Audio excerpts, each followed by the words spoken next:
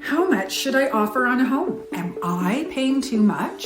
You found the perfect home. Now what? The next stage in the home buying process is to develop a pricing strategy. How much should you offer on a home? How do you know if it's a fair price? How do you know if you're paying too much? And how much flexibility is there in the list price? These are questions you will likely ask of yourself once you have found the home of your dreams.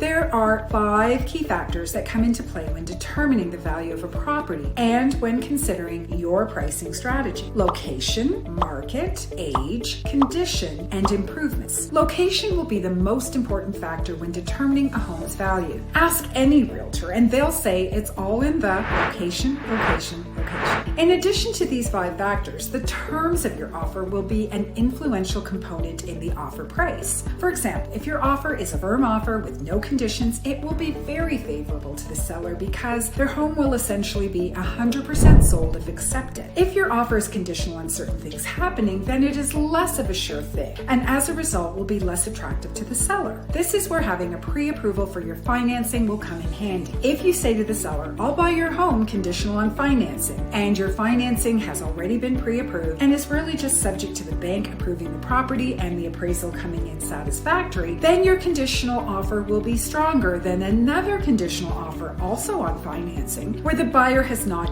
even gone through the pre-approval process. Not all conditions are created equally, and as a result, price will be determined by any conditions and the strength of those conditions being able to be fulfilled. When determining price, the values of properties that have recently sold and that are comparable to the home that you would like to purchase will be analyzed. Background information will be gathered on the desired property, such as how long it's been on the market, a pricing change history of the property, and if it's gone through a previous listing period. What is the seller's expectations and motivations for selling? In addition, other factors will also be considered, such as its overall market conditions and trends. Together, we will review the information and determine a realistic and attractive price that will enable you to get a great price and will also provide an attractive offer to the sellers.